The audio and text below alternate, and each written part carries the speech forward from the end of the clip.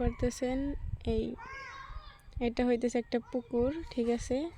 আর এটা হইতেছে পার, দেখতেই পারতেছেন পার।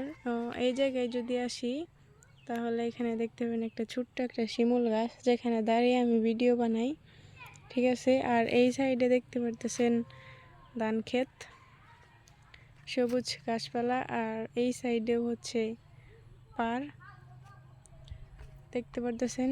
এখানেও আমি ভিডিও শ্যুট করি, আপনাদের আরেকটু সামনে দেখাই। এই যে আপনারা দেখতে পারতেছেন এই জায়গাটা তো আমি দাঁড়িয়ে ভিডিও শ্যুট করি,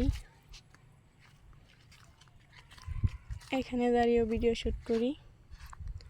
এই যে আরেকটু সামনে লক্ষ্য করলে দেখবেন সামনের ভিউটা অনেক সুন্দর।